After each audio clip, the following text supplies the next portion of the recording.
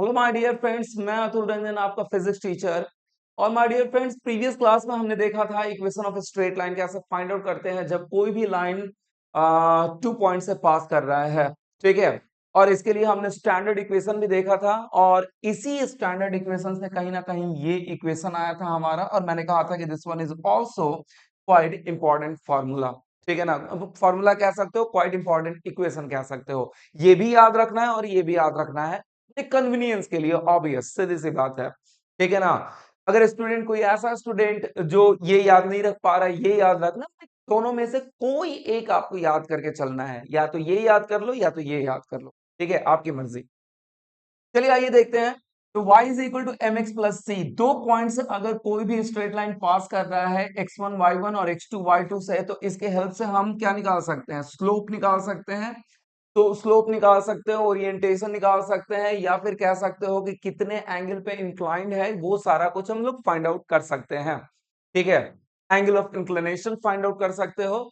तो tan theta is equal to m is equal to y2 minus y1 by x2 minus x1, already discuss कर चुका था मैं। ठीक है। और फिर इस m को यहाँ पुट करोगे तो we can easily find out, और किसी एक पॉइंट को यहाँ पे पुट करोगे तो हमने C फाइंड आउट किया। C फाइंड आउट करने के बाद सिंपली C को यहाँ पे पुट कर दिया, और हमारा इक्वेशन कुछ इस तरीके से आ गया, y minus Y one is equal to m x minus x1। ठीक है। चलिए आगे देखते हैं। ये तो 2 पॉइंट से पास कर रहा है। आपके क्वेश्चन में कुछ इस तरीके से भी दे सकता है, थोड़ा ध्यान दीजिएगा। अब 2 पॉइंट ना देके क्या दिया रहा है? If a straight line passing through point passing through passing through a point x1 y1, क्या नाम दे दिया मैंने? 5 3 नाम दे दिया। ठीक है ना। x1 y1 5 3। ठीक है। 5 3 से पास कर रहा है, and angle of inclination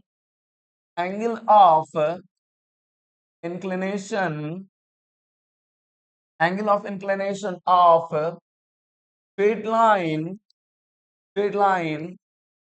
taken from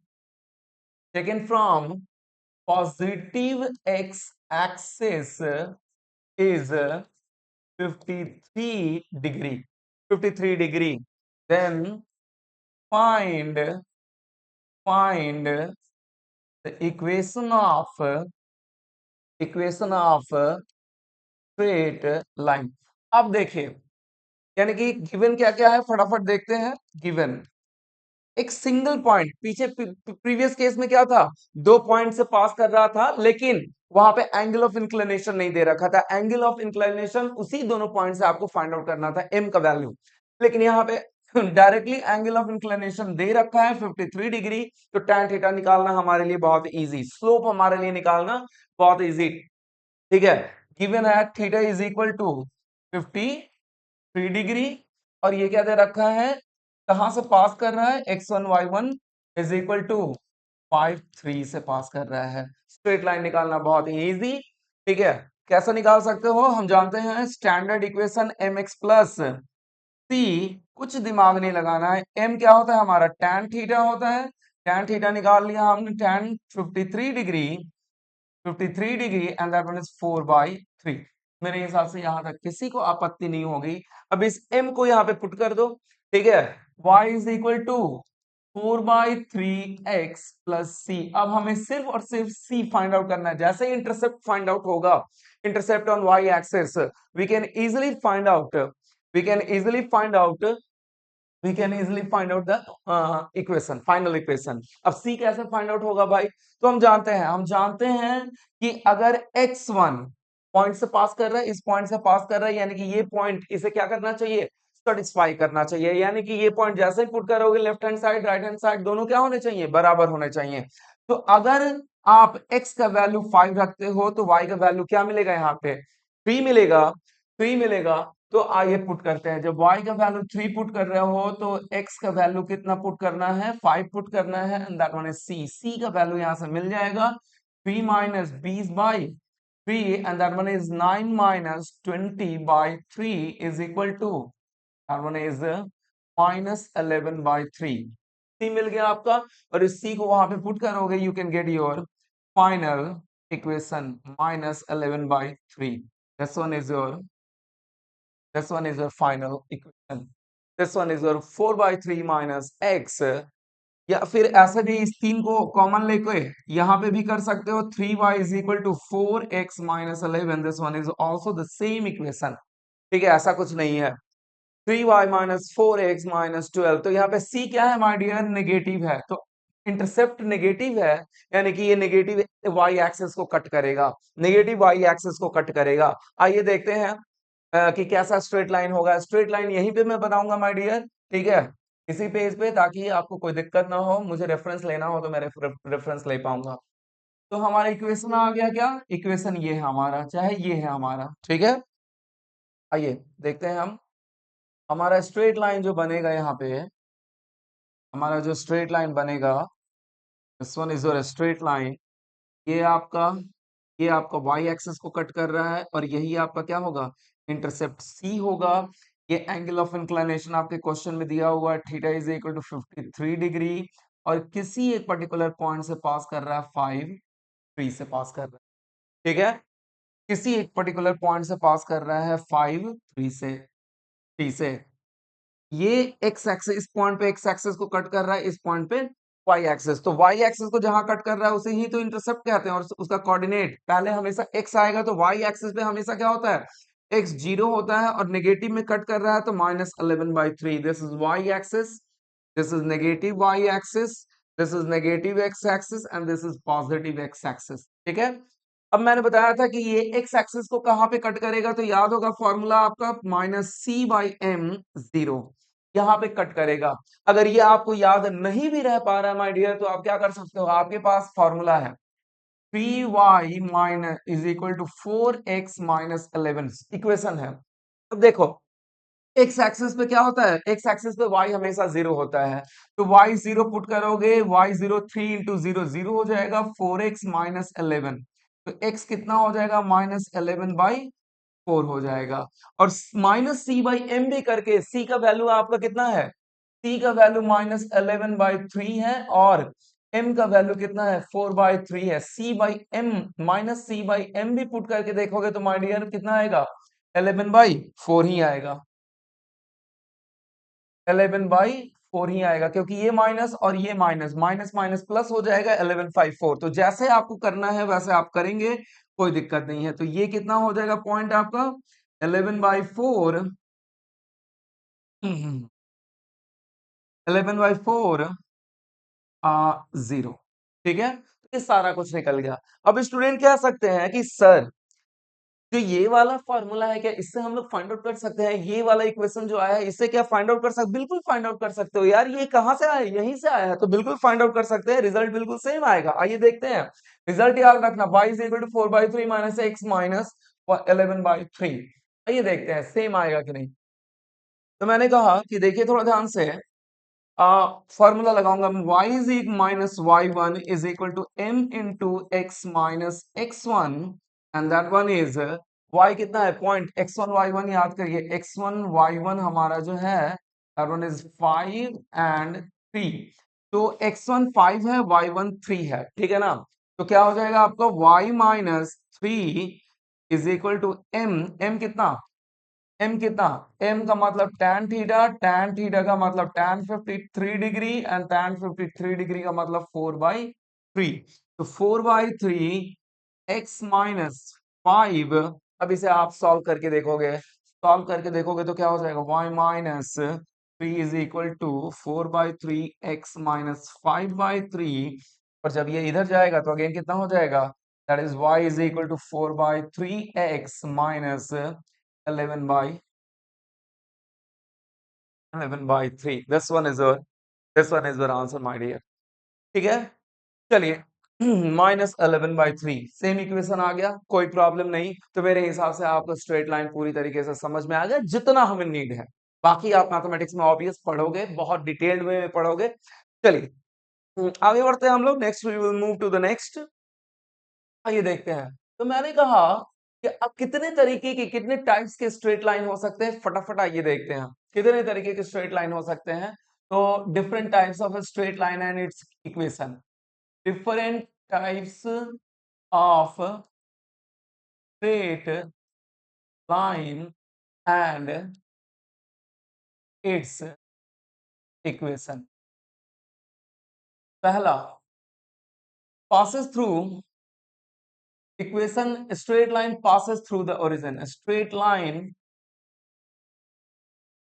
passes through origin, straight line passes through the origin, ये ध्यान रखिएगा।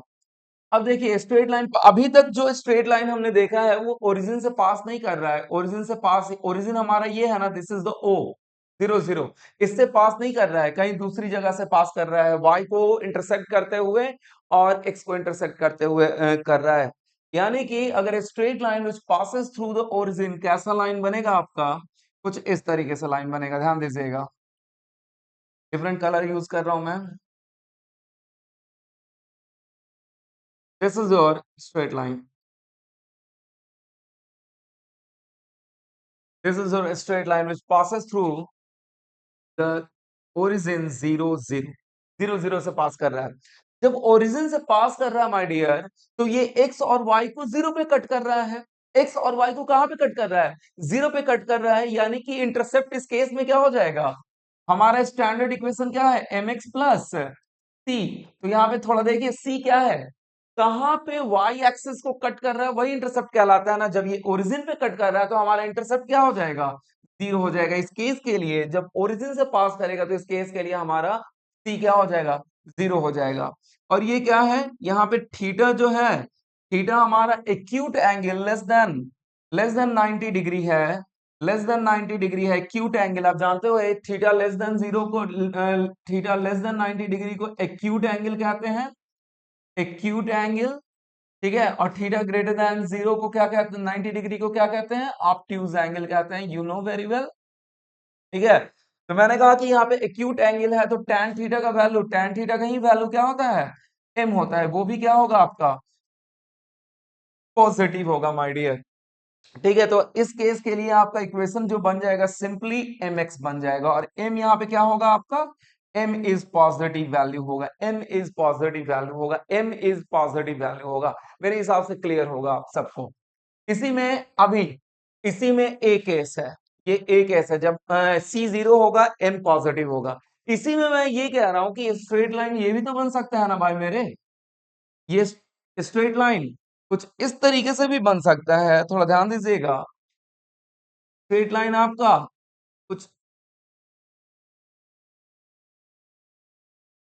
स्ट्रेट लाइन कुछ इस तरीके से भी बन सकता है आपका, ठीक है। ये भी तो आपका स्ट्रेट लाइन ही है, लेकिन इस केस में थीटा क्या हो गया, theta is greater than 90 degree.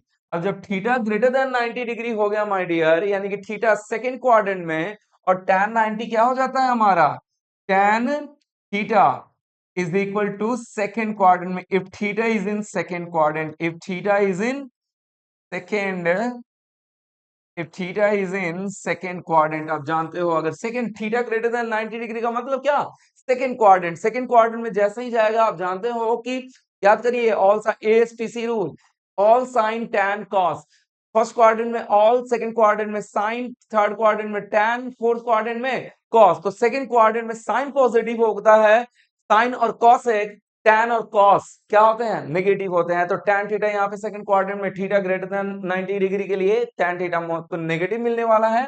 यानी कि इस पर्टिकुलर केस के लिए c तो 0 होगा, क्योंकि अगेन ओरिजिन से ही पास कर रहा है, y एक्सिस कहाँ पे कट कर रहा है, y एक्सिस को 0 पे कट कर रहा है, इसलिए इंटरसेप्ट क्या हो जाएगा, 0, और m का वैल्यू क्या हो जाएगा, m का वैल्यू आपका नेगेटिव हो जाएगा my dear, this is your, ठीक है, दिस इज योर एनालिसिस। मेरे हिसाब से यहां तक कोई दिक्कत नहीं होगा, ठीक है। चलिए आगे बढ़ते हैं, now move onwards, c is equal to 0, m is equal to negative.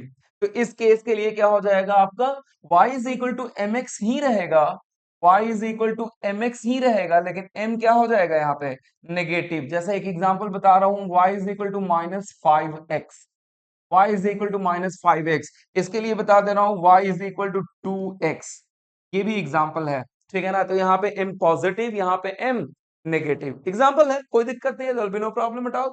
ठीक है, चलिए आइए next we will see straight line passes through the origin का काम खत्म हो गया। दो ही तरीके के ओरिजिन से पास करने वाले स्ट्रेट लाइन हो सकते हैं। ठीक है, चलिए आगे बढ़ते हैं हम लोग।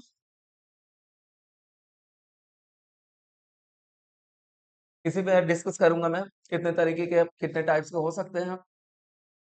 Second one, if m is equal to positive and c is equal to positive, c भी पॉजिटिव हो और m भी पॉजिटिव हो, ठीक है ना। ध्यान दीजिएगा, m भी पॉजिटिव, m का मतलब tan थीटा पॉजिटिव होना है, tan थीटा पॉजिटिव होने का मतलब theta must be less than 90 degree, taken from positive x axis, taken from positive x, मेरे हिसाब से किसी को दिक्कत नहीं होगा। सी पॉजिटिव का मतलब इंटरसेप्ट जो होगा पॉजिटिव डायरेक्शन में होगा, वाई को जो कट करेगा पॉजिटिव डायरेक्शन में कट करेगा। तो आइए इसका देख ले रहा हूं मैं।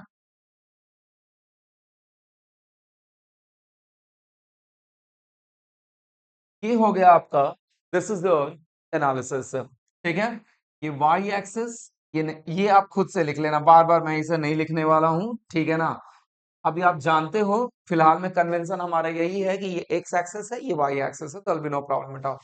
ठीक है, तो चलिए मैं यहाँ पे डिनोट कर दे रहा हूँ कि this is the theta. Theta यहाँ पे क्या दिख रहा है, थीटा यहाँ पे पॉजिटिव दिख रहा है, और ये सी भी क्या दिख रहा है आपका, पॉजिटिव ही दिख रहा है, that is the c. C positive direction में है आपका, वाई को कहाँ कट कर रहा है, पॉजिटिव डायरेक्शन में कट कर रहा है।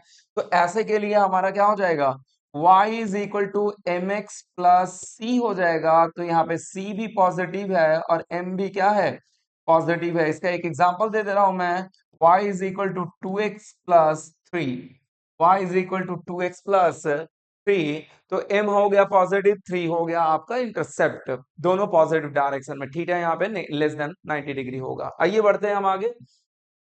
ठीक है, सेकेंड वन का a हो गया है ये, ठीक है। अब m पॉजिटिव ही रहे लेकिन c क्या हो जाए हमारा, नेगेटिव हो जाए। m पॉजिटिव ही रहे लेकिन c क्या हो जाए, नेगेटिव हो जाए। इसका a यहीं पे मैं, इसी स्लाइड पे मैं आगे बढ़ूंगा मैं। तो b, m तो पॉजिटिव ही है लेकिन c क्या हो गया आपका, c नेगेटिव हो गया। ये ऑलरेडी हम लोग एग्जांपल देख चुके हैं, तो अभी दो दो एग्जांपल देख चुके हैं। तो m पॉजिटिव होने का मतलब tan theta positive, tan theta positive होने का मतलब थीटा लेस देन 90 डिग्री, और c नेगेटिव होने का मतलब intercept is in negative y direction, intercept is in negative y direction. तो मैंने कहा कि इसके लिए क्या हो जाएगा आपका, दैट इज,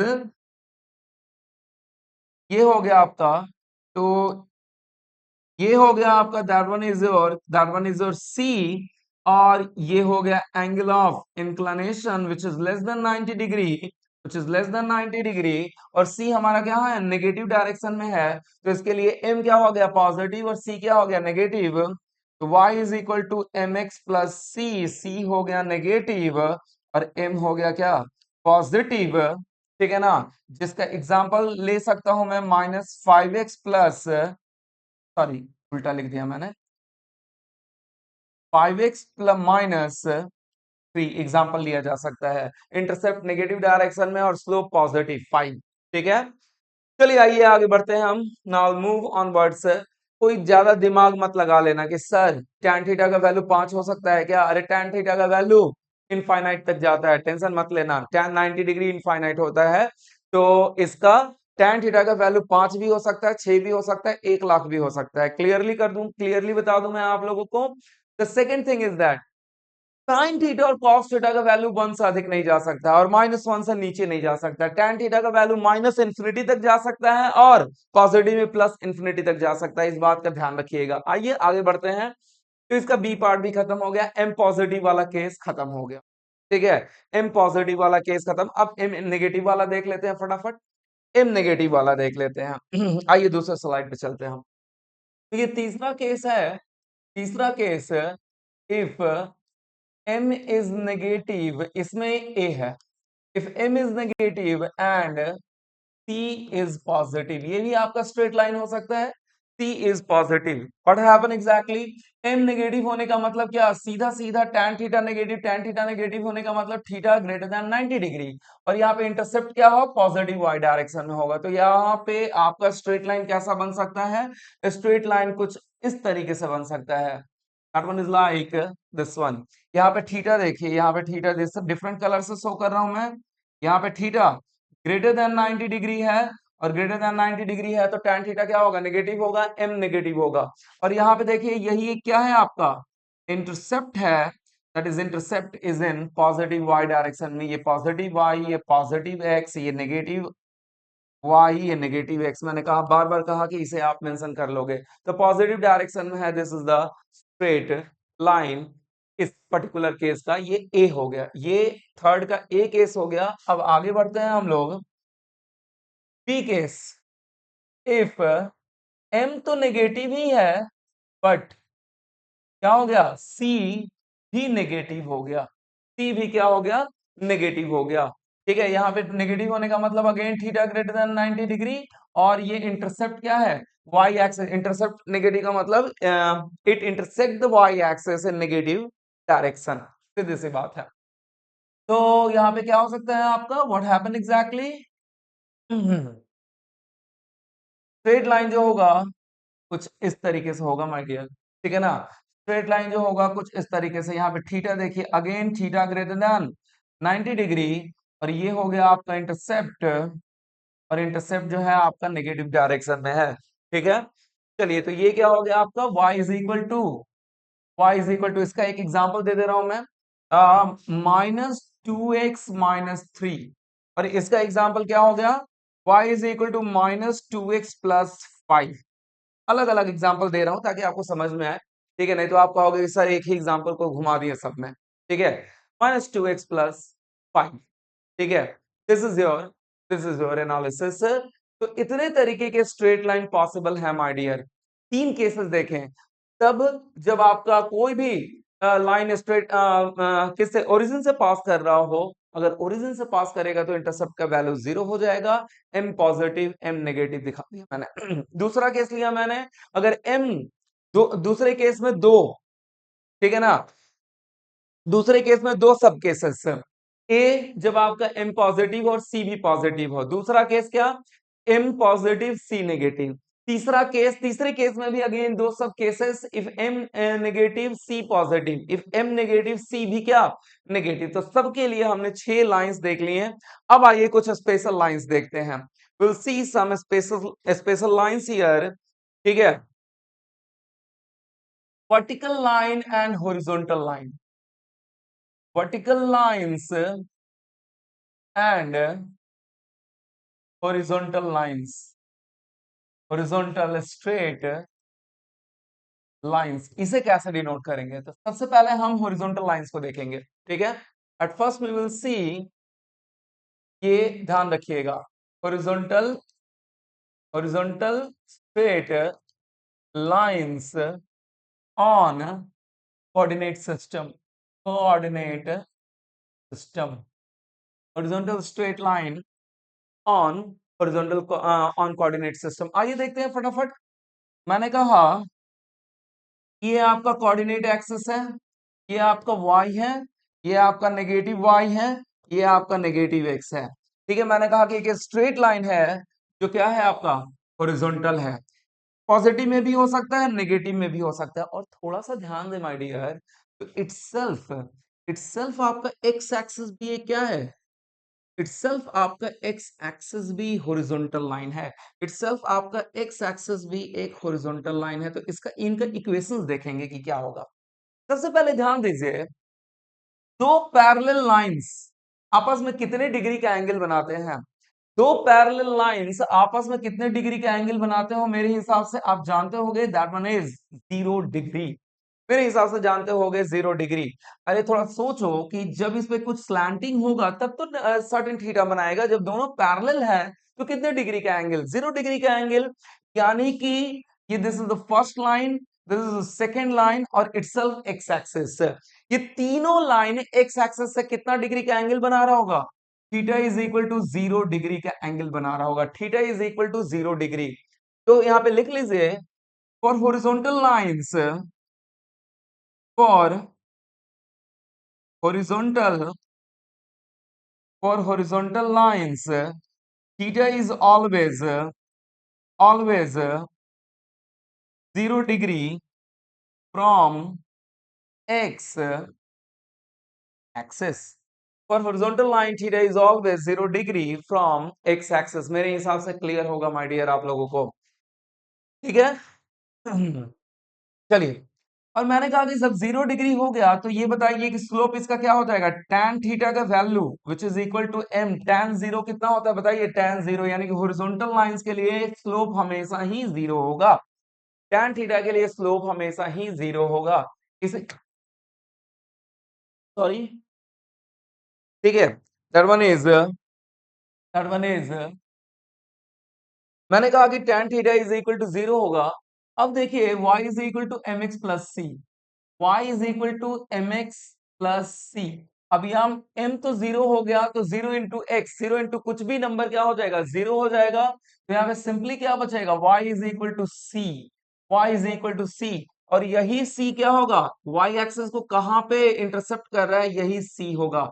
अगर आपका c पॉजिटिव है तो ये पॉजिटिव डायरेक्शन में जाएगा, अगर ये c अगर ये सी अगर ये हॉरिजॉन्टल लाइन नेगेटिव डायरेक्शन में है, अगर ये हॉरिजॉन्टल लाइन नेगेटिव डायरेक्शन में है तो ये सी क्या हो जाएगा, यहाँ पे सी नेगेटिव हो जाएगा, यहाँ पे सी क्या हो जाएगा, पॉजिटिव हो जाएगा। तो इसके लिए एक एग्जांपल लिया जा सकता है, y is equal to 2 line, और इसके लिए क्या लिया जा सकता है, suppose to be y is equal to -2 line लिया जा सकता है। अगर c हमारा यहाँ पे क्या है, -2 है, और c यहाँ पे कितना है, 2 है, that is 0 2 sorry -2, extremely sorry, that is -2 and that is 0 and 2, ठीक है ना।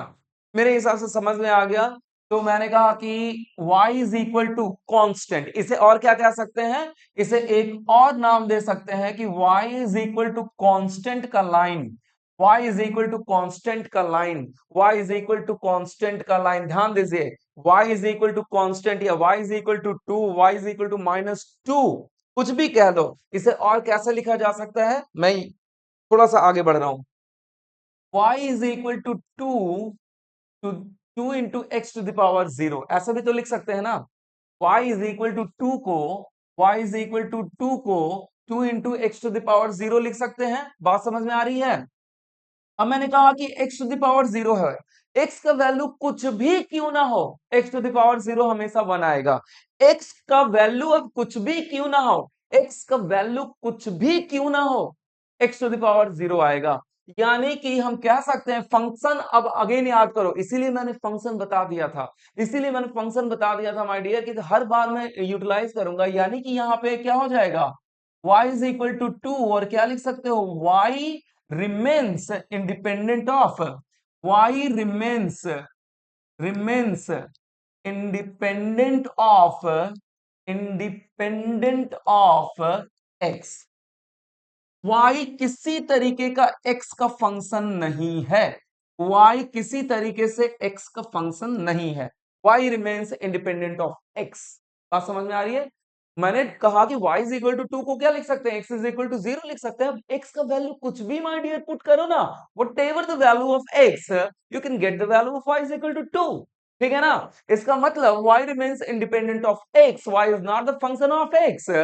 तो मैंने कहा कि y का वैल्यू कुछ भी क्यों ना पुट करो, x का वैल्यू कुछ भी क्यों ना पुट करो, x का वैल्यू कुछ भी क्यों ना पुट करो, हर हाल में वैल्यू कितना आएगा, अगर x इज इक्वल टू 1 भी पुट करते हैं तो कितना आएगा, y का वैल्यू 2 ही आएगा। अगर x का वैल्यू यहाँ पे देखो ना, 2 into x to the power 0, 2 भी पुट करते हो तो y 2 ही आएगा, 3 भी पुट करते हो तो y 2 ही आएगा, 4 भी पुट करते हो तो y यही आएगा, 5 भी पुट करते हो तो y 2 ही आएगा। अब इन सारे पॉइंट्स को मिला दो ना माय डियर, सारे पॉइंट्स को मिला दो, क्या बनेगा, एक हॉरिजॉन्टल लाइन बनेगा क्या। तो मैंने कहा कि y is equal to constant line हमेशा एक हॉरिजॉन्टल लाइन बनेगा। हॉरिजॉन्टल लाइन के लिए थीटा हमेशा क्या होता है, 0 डिग्री होता है, tan थीटा का वैल्यू हमेशा 0 डिग्री होता है, ठीक है ना। And y is equal to 2 जो है, या y is equal to constant line जो है, that always remains independent of x का वैल्यू कुछ भी वैरी क्यों ना करे, इस पे फर्क पड़ने वाला नहीं है। ये हमेशा y का वैल्यू हमेशा 2 मेंटेन रहेगा, एकदम परे, जगत से परे हो जाएगा ये, ठीक है ना। अध्यात्म की परिसीमा पर रहेगा ये, कुछ भी एक्स वैरी करे इस पे कोई फर्क नहीं पड़ने वाला, ये हर हाल में 2 ही रहेगा, y इज इक्वल टू 2 रहेगा माय डियर। क्लियर है? चलिए आगे बढ़ते हैं। इन द सेम वे -2 का भी वही होगा, -2 into x to the power 0। कुछ भी हो डजेंट मैटर, एक्स का वैल्यू कुछ भी वैरी करे, y इज इक्वल टू -2 ही रहने वाला है। इसलिए ये भी क्या मिलेगा आपको, एक हॉरिजॉन्टल लाइन मिलेगा माय डियर। ठीक है, मेरे हिसाब से आपको क्लियर होगा। अब मैंने कहा कि एक्स एक्सिस, अब शुरू वाली बात यहां पे क्लियर हो जाएगी आप लोगों को। मैंने कहा एक्स एक्सिस भी क्या है, एक हॉरिजॉन्टल लाइन है। हॉरिजॉन्टल लाइन है तो इसके लिए भी tan थीटा क्या होगा, 0 ही होगा। अब 0 होगा ठीक है ना। और एक्स एक्सिस पे y हमेशा क्या होता है, y is always y is equal to c ना। यहां पे देखो, यहाँ पे क्या आया, m is equal to 0 put कर दिए, y is equal to c आ गया, y is equal to c आ गया, y is equal to constant आ गया। अब फॉर x एक्सिस, फॉर यहाँ पे c लिख दो, for x axis, for x axis ये इंटरसेप्ट ऑन y एक्सिस क्या बन जाता है, x एक्सिस के लिए intercept on y axis c is equal to 0 बन जाएगा, और यहाँ पे क्या हो जाएगा, y। इसीलिए मैंने कहा था कि एक्स एक्सिस का इक्वेशन जो होता है माय डियर, एक्स एक्सिस का equation of straight line, x axis का equation y is equal to 0 कहते हैं, एक्स एक्सिस का equation y is equal to 0 कहते हैं। इसलिए दिमाग में ध्यान रखना इन चीजों को।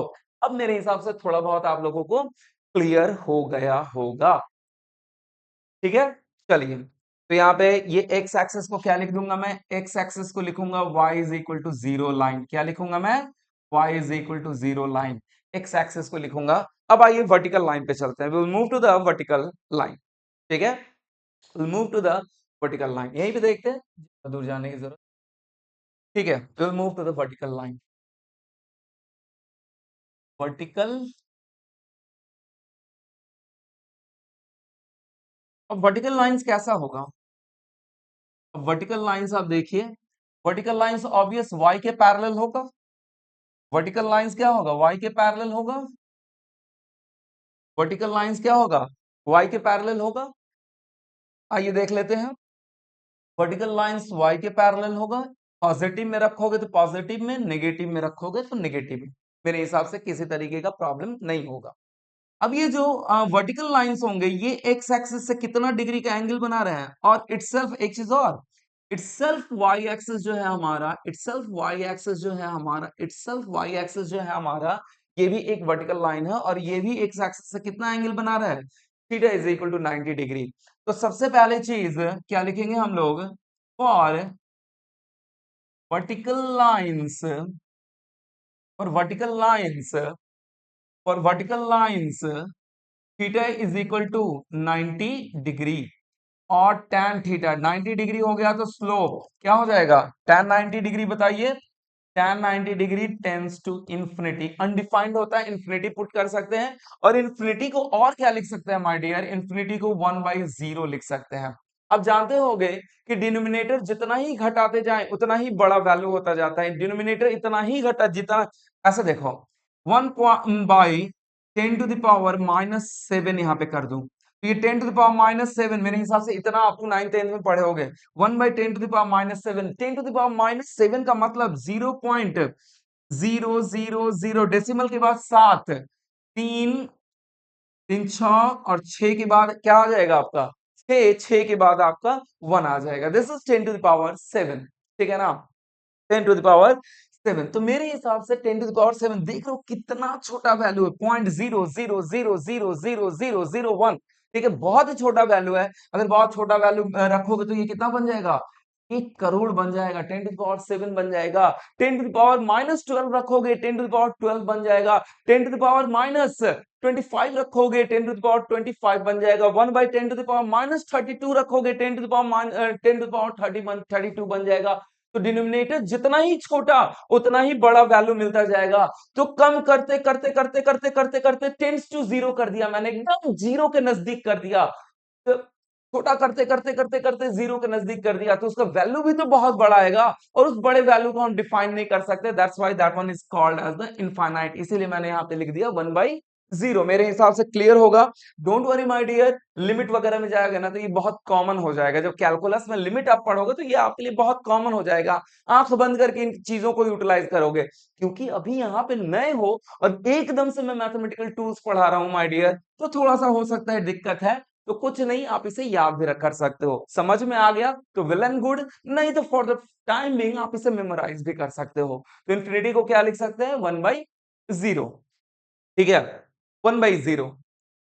चलिए आइए देखते हैं, यानी कि एक इक्वेशन और हमने पढ़ा था, y is equal to y1 is equal to m into x minus x1। ठीक है ना, x माइनस x1। अब वर्टिकल लाइंस के लिए क्या कर सकते हैं हम, थोड़ा ध्यान से देखना। y is equal to y1, m कितना है इसके लिए, 1/0 लिख सकते हैं। 1/0 x माइनस x1। ठीक है, x माइनस x1, ये जीरो यहाँ पे मल्टीप्लाई हो जाएगा, ये पूरा y वाला टर्म ही क्या हो जाएगा, जीरो बन जाएगा।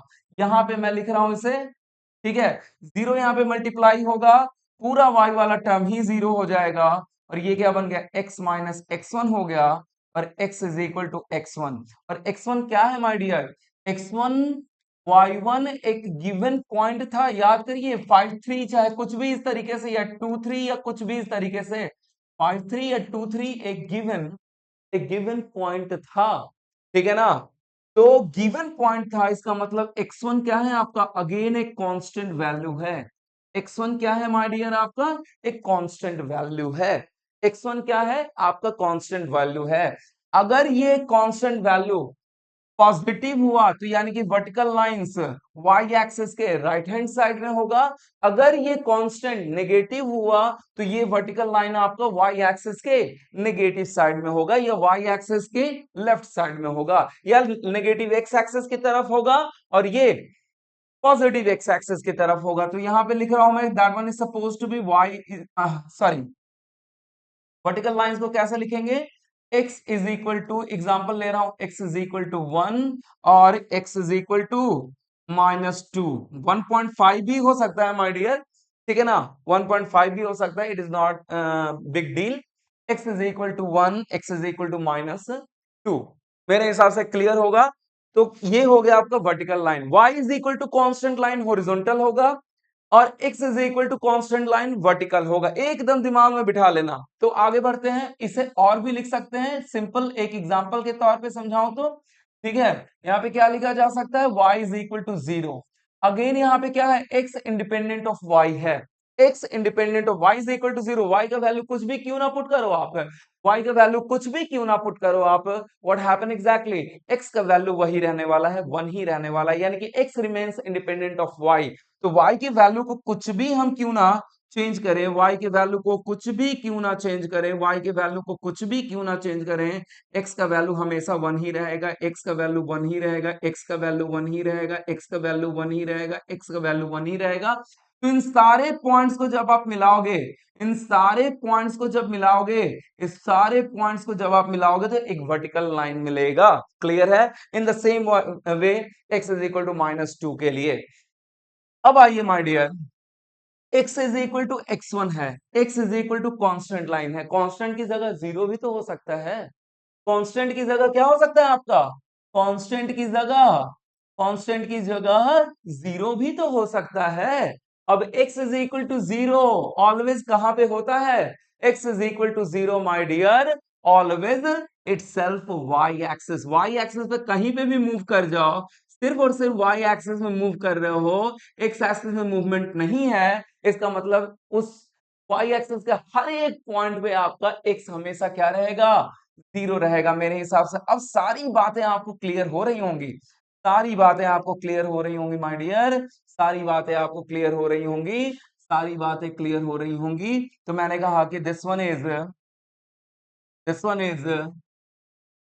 y axis, this one is y axis, और y एक्सिस का जो इक्वेशन है, इक्वेशन ऑफ y एक्सिस कहां पे लिखूं मैं, चलिए थोड़ा सा ऊपर कर दे रहा हूं मैं इसे, equation of y axis equation of y axis is x is equal to 0, x is equal to 0। तो ये ध्यान रहे बिल्कुल माय डियर, ठीक है ना, ये बिल्कुल ध्यान रहे।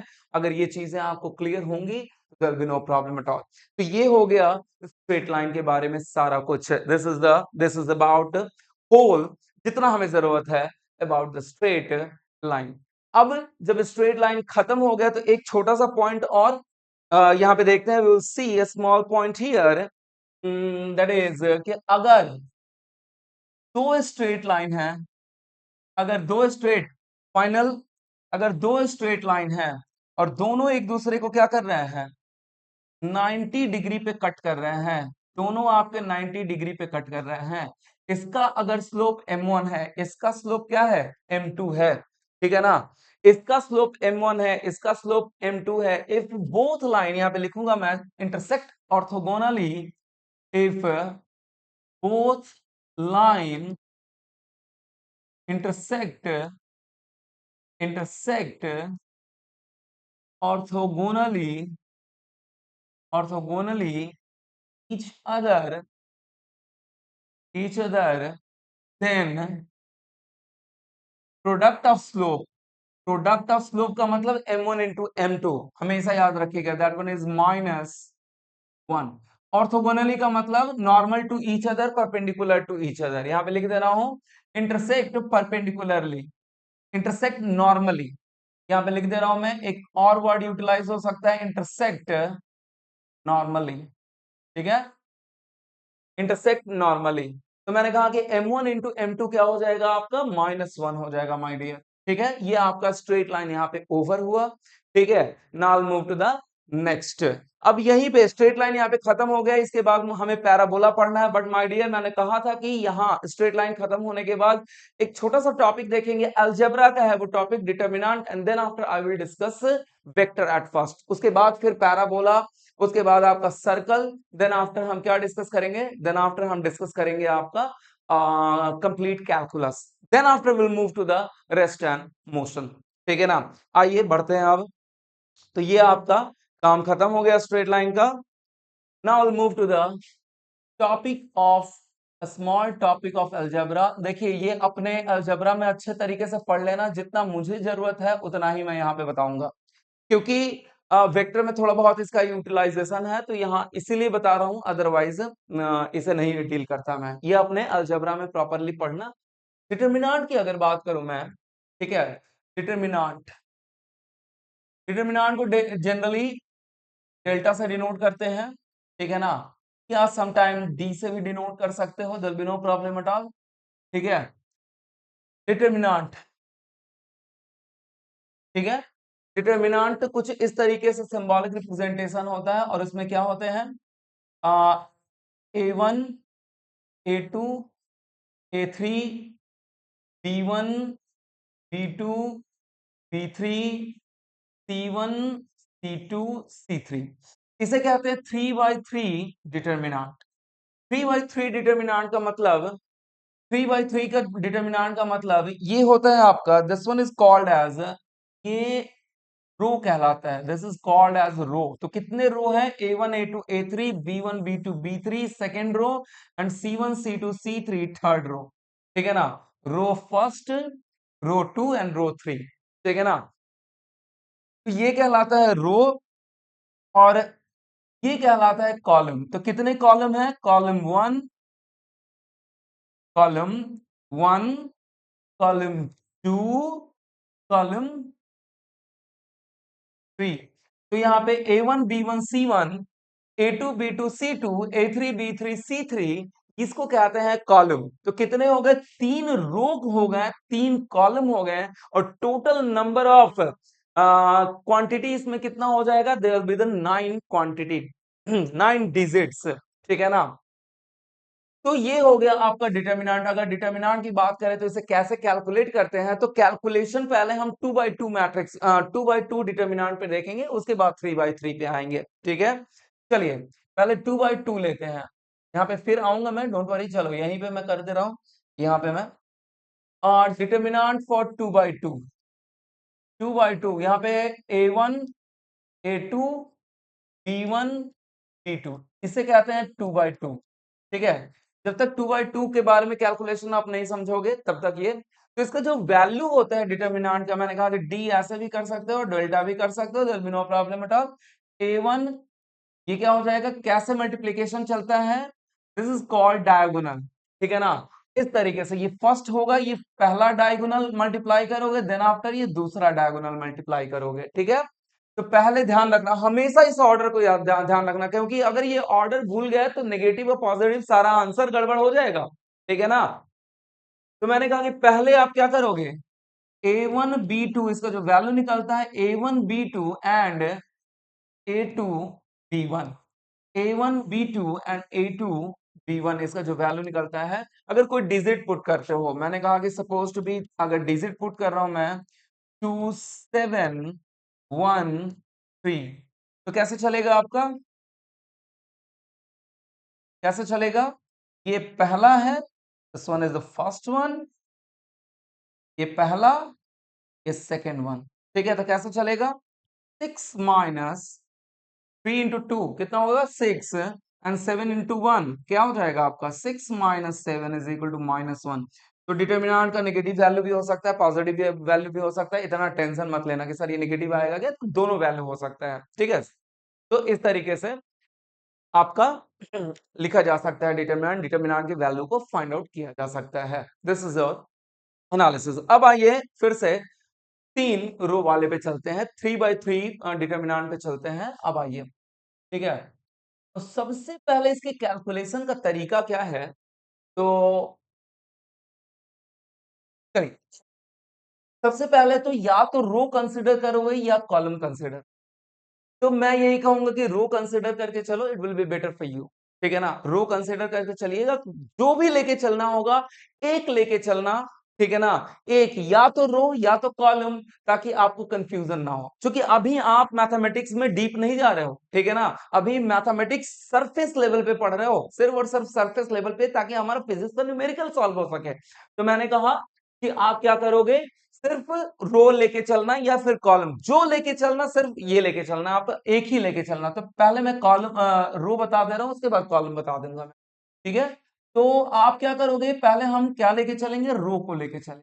ठीक है, तो सबसे पहले पॉजिटिव, सबसे पहले क्या कर देना, पॉजिटिव नेगेटिव पॉजिटिव, पहले ये काम कर देना।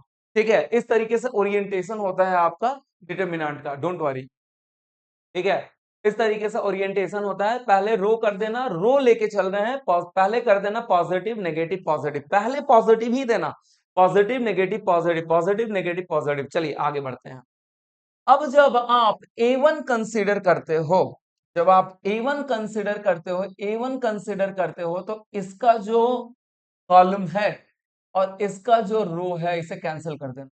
A1 अगर कंसीडर करते हो, A1 कंसीडर करते हो, तो इसका जो कॉलम है, इसका जो रो है, उसे खत्म कर देना। बचा क्या आपके पास, B2 B3 C2 C3, B2 B3, बचा क्या आपके पास, B2 B3 C2 C3, B2 B3 C2 C3, मेरे हिसाब से A1 आ गया आपका। तो 2/2 डिटर्मिनेंट में कन्वर्ट हो गया ना, 2/2 डिटर्मिनेंट में कन्वर्ट हो गया। चलिए आगे बढ़ते हैं। अब यहाँ पे मैं क्या करूंगा, तो मैं क्या करूंगा यहाँ पे, अब A1 को कंसिडर कर लिया है हमने। ठीक है ना, A1 को कंसिडर कर लिया है, आइए देखते हैं अब A2, A2 के साथ क्या लगा हुआ है, माइनस साइन लगा हुआ है, तो सबसे पहले तो यहाँ क्या कर दो, माइनस साइन दे दो। मेरे हिसाब से सबको ये ग्रीन कलर दिखना चाहिए। ठीक है ना, माइनस साइन कर दो, A2 के साथ माइनस साइन लगा हुआ है, यहाँ पे A2 लिख दो। मेरे हिसाब से ये दिख नहीं रहा है माय डियर। ठीक है ना, चलिए कर लू मैं, रेड कलर ही ले ले रहा हूं मैं, माइनस साइन, यहाँ पे A2 लिख देना। ठीक है ना, अब A2 के साथ क्या करोगे आप, A2 के साथ आप करोगे, A2 के साथ आप करोगे, A2 जब लोगे तो A2 वाले ध्यान से सुनना। ठीक है ना, यहाँ पे मैं ये खत्म कर दे रहा हूं। ठीक है, ये लाइन खत्म कर दे रहा हूं मैं। A2 जब लोगे, A1 लिया तो A1 वाले कॉलम को खत्म किया, A1 वाले रो को खत्म किया। अब A2 लोगे, तो ए टू वाले कॉलम को खत्म करना और ए टू के रो को खत्म, ए टू वाले कॉलम को खत्म करना। और अब क्या बच गया यहाँ पे, अब क्या बच गया यहाँ पे, अब बच गया आपका, अब बच गया B1 C1 B3, B1 C1 B3 बच गया। अब तीसरा आ गया ए टू, सीधा सीधा लिख दो यहाँ पे ए3, प्लस ए3 है तो प्लस ए3 लिख दो, सीधा सीधा पहले ये काम कर दो। अब जब ए3 आ गया तो मेरे हिसाब से थोड़ा बहुत आप लोगों को समझ में आने लगा होगा करना क्या है, ठीक है। तो मैंने कहा कि जब ए3 लोगे ना माय डियर, जब ए3 लोगे तो आप क्या करना, जब ए3 लोगे तो ए3 वाले कॉलम को खत्म करना और ए1 वाले कॉलम को खत्म करना, ए3 वाले कॉलम को रो को खत्म करना, ए3 वाले कॉलम को खत्म करना, ए3 वाले रो को खत्म करना, ए3 वाले कॉलम को, ए3 वाले रो को। तो बच क्या जाएगा B1 B2 C1 C2। मेरे हिसाब से ये क्लियर है, बार बार इसे आप रिपीट करके देख लेना और नोट डाउन कर लेना, इट विल बी बेटर, ठीक है ना। तो मैंने कहा कि ए थ्री के साथ क्या बच गया आपका, B1 B2 and C1 C2। This is your analysis, ठीक है।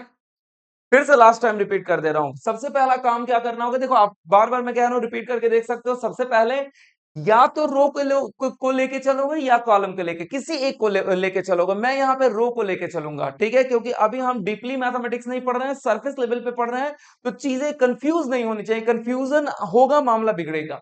तो मैंने सिर्फ रो को लेके चला है, ठीक है। जब रो को लेके चला है तो जब ए1 लेंगे तो ए1 के कॉलम को, ए1 के रो को खत्म करेंगे और बच क्या जाएगा B2 B3 C2 C3। जब आप कैलकुलेट करने लगोगे ना तो इतना कुछ करने की जरूरत ही नहीं, डायरेक्ट आप करोगे, ठीक है। मैं यहाँ पे डायरेक्ट कर सकता हूं, ठीक है। तो मैंने कहा कि उसके बाद माइनस साइन चलेगा, ए2 पे माइनस ए2 लिख दिया, ए2 के कॉलम को, ए2 के रो को, बच क्या जाएगा B1 B3 C1 C3, तो लिख दिया मैंने। अब फिर प्लस प्लस ए3 लिख दोगे और ए3 के कॉलम को, ए3 के रो को खत्म कर दोगे, क्या बच जाएगा B1 B2 C1 C2। ये मैंने यहाँ पे लिख दिया, सबको 2x2 मैट्रिक्स में कन्वर्ट कर दिया।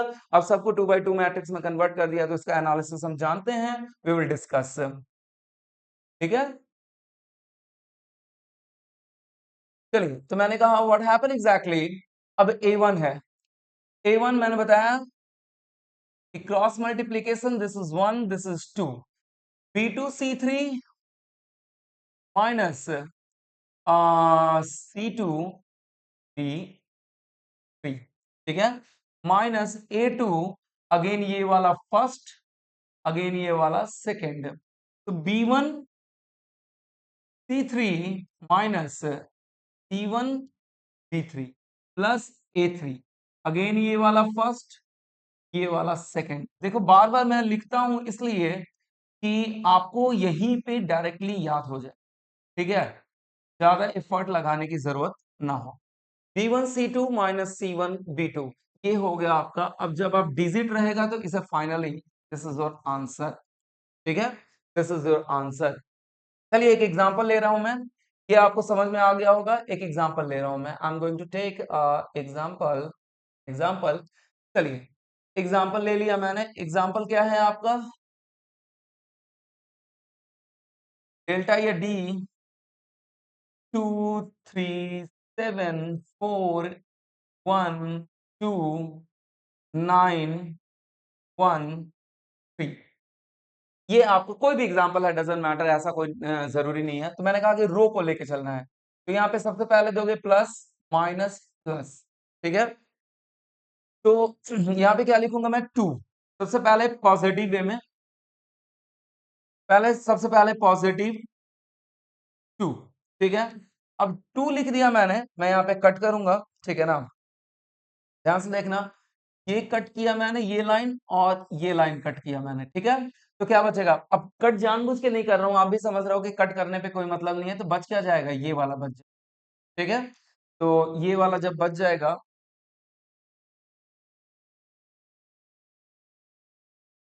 तो ये वाला जब बच जाएगा तो 1 2 एंड 1 3। अब नेगेटिव -3 लिख दोगे, अब -3 हो जाएगा माय डियर। तो थोड़ा थोड़ा देखिए, यहाँ पे फटाफट मैं डिलीट कर रहा हूँ इसे, ठीक है। तो जब 3 हो जाएगा, जब 3 हो जाएगा तो ध्यान से सुनना, जब 3 हो जाएगा तो 3 वाला रो तो अगेन यही होगा, और 3 वाला कॉलम कौन सा होगा, ये वाला होगा। 3 वाला रो और 3 वाला कॉलम खत्म, क्या बच जाएगा, 4 9 2 3, 4 9 2 3। अगेन मैं इसे क्या कर रहा हूं, यहाँ पे इसे डिलीट कर रहा हूँ फटाफट, अगेन डिलीट कर रहा हूँ, अगेन डिलीट कर रहा हूँ, अगेन डिलीट कर रहा हूँ, डिलीट कर रहा हूँ। ठीक है, ये डिलीट हो गया आपका। तो मैंने कहा कि अब फाइनली क्या, +7 है, तो +7 यहाँ पे पहले लिख दूं मैं, उसके बाद देखा जाएगा। तो +7 वाले रो को तो खत्म कर दिया, और फाइनली इसके कॉलम को खत्म कर दिया मैंने, तो क्या बच जाएगा, 4191। तो 4191 ये बच जाएगा आपका, दिस इज और। आइए आगे बढ़ते हैं। तो ये क्या हो जाएगा आपका, 2, ये फर्स्ट, अगेन मैं लिख रहा हूं, ये फर्स्ट ये सेकंड।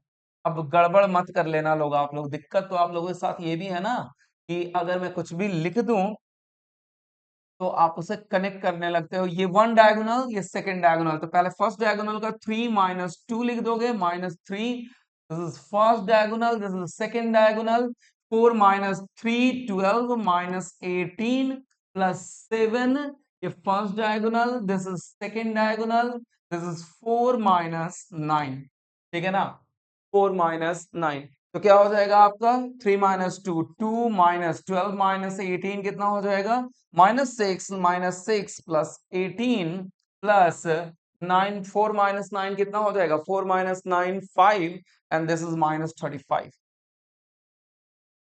-35। तो इसे आप कर सकते हो, that is -15, this is your answer. तो डिटर्मिनेंट का ये आपका छोटा सा आंसर हो गया, मेरे हिसाब से ये आप समझ गए होगे। ठीक है, this is your determinant. Now see the next, हम लोग नेक्स्ट देखेंगे क्या,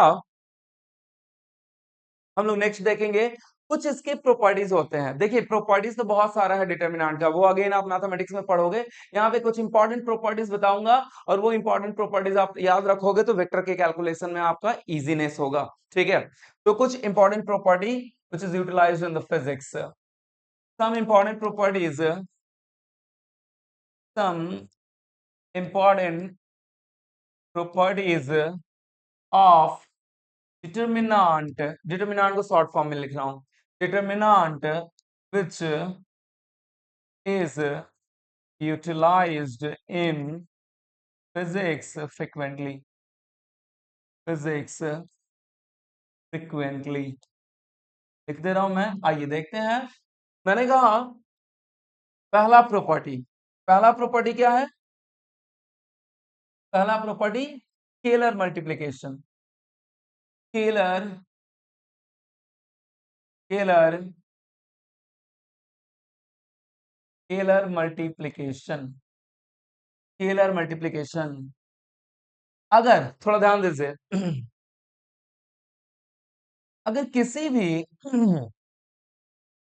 भी रो 5a1 5a2 5a3 कुछ इस तरीके से है, that is b1 b2 b3 c1 c2 c3, किसी रो में या किसी कॉलम में भी हो सकता है, और क्या हो सकता है, कॉलम 5a1 5b1 5c1, ठीक है ना, a2 a3 b2 b3 c2 c3, अगर कॉलम या रो कहीं पे भी अगर सेम नंबर मल्टीप्लाइड हो, तो ये सिंपली क्या हो सकता है, यहां पे से सिंपली यहां से कॉमन ले सकते हैं, सिंपली यहां पे कॉमन ले सकते हैं। ठीक है, सिंपली यहां पे कॉमन ले सकते हैं, एंड 5a1 दोनों का यही वैल्यू हो जाएगा, यहां से भी 5 कॉमन ले सकते हो कॉलम से, लेकिन क्या होना चाहिए, सिंगल रो में मल्टीप्लीकेशन होना चाहिए, सिंगल रो में क्या होना चाहिए। अब ऐसा मत सोच लेना कि 5 यहाँ पे 5 यहाँ पे 5 यहाँ पे हम कॉमन ले लेंगे, ना ना ना ना ना, this is called diagonal of determinant, this is called diagonal of determinant. 555 ऐसे में नहीं हो सकता है, 555 ऐसे में नहीं हो सकता है। अगर एक सिंगल कॉलम में पहला कॉलम है, दूसरा कॉलम है या तीसरा कॉलम है, सिंगल कॉलम में 555 कॉमन मल्टीप्लायर है, या किसी रो में पहला रो दूसरा रो या तीसरा रो में कॉमन मल्टीप्लायर है 555, तो आप क्या कर सकते हो, उसे कॉमन ले सकते हो। A1 A2 A3 वैल्यू क्या हो जाएगा, सेम एज हो जाएगा B2 B3 C1 C2 C3। तो जो पिछला डिटर्मिनेंट था वो क्या हो जाएगा, सिंपली 5 टाइम्स बढ़ जाएगा। पिछला डिटर्मिनेंट तो हमारा यही था ना, वो क्या हो जाएगा, 5 टाइम्स ज्यादा हो जाएगा। This is the delta. मेरे हिसाब से क्लियर होगा आप लोगों को। अब एक एग्जांपल दे रहा हूं मैं, फटाफट एक एग्जांपल यहीं पे समझा के काम खत्म कर रहा हूं यार, ठीक है ना। देखो क्या है आपका 10 5 10 A1 5 A2 5 A3 and 2 B1 2 C1 B2 C2 B3 C3। देखिए यहाँ पे एक एग्जांपल दे रहा हूं मैं फटाफट, एक एग्जांपल दे रहा हूं। 10 A1 5 A1 A2 5 A3 2 B1 2 C1 B2 C2 B3 C3। देखना थोड़ा ध्यान से माय डियर, यहां से हम क्या ले सकते हैं, तीनों में से 5 कॉमन ले सकते हैं। डायरेक्ट कर रहा हूं, इतना तो आप मैथमेटिकल साउंड होना चाहिए। 5 अगर कॉमन लूंगा तो क्या बच जाएगा, 2A1 A2 A3, 5 कॉमन ले लिया रो में से, तो 2A1 A2 A3 बच जाएगा। और 2A1 देखो थोड़ा ध्यान से, 2A1 2B1 2C1, कॉलम में आपका 2 कॉमन है, यहां से 2 कॉमन ले सकते हो। और फाइनली क्या हो जाएगा माय डियर, यहाँ पे हो जाएगा आपका 10 एंड 10, और फिर finally A1 A2 A3 B1 C1 B2 C2 B3 C3। मेरे हिसाब से आप लोगों को क्लियर होगा माय डियर, मेरे हिसाब से क्लियर होगा। किया क्या मैंने, ठीक है ना, ये जानबूझ के रेड कलर से कर दिया ताकि इसका एनालिसिस सही है। तो मैंने कहा कि 10 5 5, यहां से 5 कॉमन आ जाएगा, 5 कॉमन लेने के बाद 2A1 बचेगा, और 2 2 2 कॉलम में 2 है, यहां से कॉलम बाहर आ जाएगा, तो 5 एंड 2 सिंपली 10 हो जाएगा। तो प्रीवियस डिटर्मिनेंट जो था उसका 10 टाइम्स ही वैल्यू हो जाएगा। क्लियर है, तो इसको कहते हैं स्केलर मल्टीप्लीकेशन। ठीक है, आगे बढ़ते हैं हम। स्केलर मल्टीप्लीकेशन, तो जब भी स्केलर मल्टीप्लिकेशन आप किसी भी डिटरमिनेंट में करोगे तो या तो एक पर्टिकुलर रो में करोगे या पर्टिकुलर किस में करोगे, या पर्टिकुलर कॉलम में करोगे। मेरे हिसाब से ये क्लियर होना चाहिए। Now move to the next one. Next one, आगे बढ़ते हैं हम लोग। मैंने कहा कि इफ सेकेंड प्रॉपर्टीज, अगर रो का स्विचिंग कर रहे हैं, ठीक है ना, रो का रो में स्विचिंग कर रहे हैं, ठीक है, रो का स्विचिंग कर रहा हूं मैं, दिस इज डेल्टा, और A1 A2 A3 B1 B2 B3 C1 C2 C3, अगर किसी भी रो का आपस में, इसको यहां पे ले जा रहा हूं इस रो को, और इस रो को यहां पे ले आ रहा हूं, किसी भी रो को स्विच कर सकते हो, इसको यहां पे इसको यहां पे, लेकिन जिस रो से स्विचिंग करोगे उसी रो से आपको क्या करना होगा, फर्दर उसको स्विचिंग करना होगा, उसी के टर्म्स को आप स्विच करोगे। इसको थर्ड रो से और इस थर्ड रो को फर्स्ट रो से स्विचिंग करेंगे, या फर्स्ट रो को सेकंड, सेकंड को। तो जब भी एक बार रो का स्विचिंग करेंगे, जब भी एक बार रो का स्विचिंग करेंगे, तो यहाँ पे एक नेगेटिव साइन आ जाएगा, B1 B2 B3 A1 A2 A3 C1 C2 C3। ठीक है, मेरे हिसाब से आपको क्लियर होना चाहिए ये।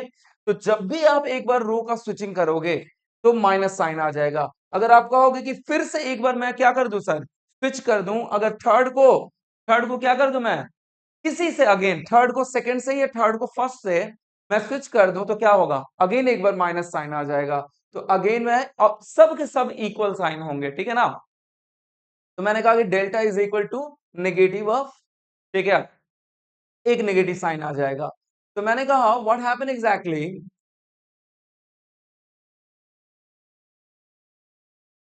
अभी यहाँ पे एक बार और स्विच कर दिया मैंने, तो डेल्टा क्या हो जाएगा आपका, व्हाट हैपन एग्जैक्टली, ये सेकंड को थर्ड से कर दूं, थर्ड को सेकंड से कर दूं मैं, तो क्या हो जाएगा आपका B1 B2 B3 C1 C2 C3 A1 A2 A3, ये स्विच हो जाएगा और माइनस दो बार रो स्विच हो गया तो माइनस माइनस दो बार और माइनस माइनस अगेन क्या हो जाएगा, इसका वैल्यू माय डियर या इसका वैल्यू, दोनों का वैल्यू क्या होगा, सेम होगा। देखिए एक एग्जांपल मैंने दिया है, इस एग्जांपल पे आप क्या कर लेना, एक बार टेस्टिंग कर लेना। एक एग्जांपल दिया है मैंने आपके सामने, इस एग्जांपल पे आप टेस्टिंग कर लेना। आप, ये होमवर्क है, एक बार रो को स्विच करना, दूसरी बार रो को स्विच करना, माइनस माइनस प्लस, जितना वैल्यू आया है ना फिर से उतना ही वैल्यू आ जाएगा आपका, ठीक है। तो ये जो एग्जांपल है इस पे स्विचिंग कर लेना माय डियर, ठीक है। चलिए इस पे आप एग्जांपल पे स्विचिंग कर लेना, तो ये रो का स्विचिंग है। In the same way column का भी आपस में स्विचिंग करोगे ना तो तब भी वो नेगेटिव ही होगा। अब अगेन मैं कॉलम का अलग से बताने वाला नहीं हूं, रो या कॉलम का स्विचिंग करोगे, रो को रो से स्विच करोगे, कॉलम को कॉलम से स्विच करोगे, अगर ऐसा करोगे आप तो व्हाट हैपन एग्जैक्टली, एक नेगेटिव साइन आता है। अगर दो बार कर दोगे तो वो क्या हो जाएगा आपका, दो नेगेटिव साइन और माइनस माइनस आपस में क्या हो जाएंगे, प्लस हो जाएंगे। तो इसलिए ये ध्यान रहे, there will be no problem at all. The but value of determinant, finally value of determinant change होने वाला माइनस साइन के साथ, माइनस साइन, अब ये माइनस साइन को अलग मत कर देना, माइनस साइन के साथ जितना इसका वैल्यू आएगा उतना ही इसका वैल्यू आएगा और उतना ही क्या आएगा, इसका भी वैल्यू आएगा। This is the properties of determinant, ठीक है। आइए कॉलम का भी स्विच कर लेना आप। तो अब अगला property, switching switching switching of row to its column, equivalent column, column देखिए, delta A1 A2 A3 B1 C1 2 C3 sorry C2 C3 C3। अगर मैं कहूं व्हाट हैपन एग्जैक्टली, अगर इस रो को कंप्लीटली, फर्स्ट रो को फर्स्ट कॉलम के साथ, मैंने कहा क्या कहा, switching of row to its equivalent column, switching of row to its equivalent column. अगर इस रो को कंप्लीटली, फर्स्ट रो को फर्स्ट कॉलम से अगर स्विच कर दूं और फर्स्ट रो कॉलम को फर्स्ट रो से स्विचिंग कर दूं तो किसी भी साइन में चेंजेस नहीं होगा and the value of determinant itself remains same. कोई भी आपका क्या होगा, A1 A2 A3, और ये क्या हो गया B1 C1 and that one is B2 B3 C2 3, ठीक है। Corresponding switching of row to column, its column, ठीक है ना, switching of row to its column, switching of row to its column, ठीक है ना, switching of row to its column, ठीक है ना।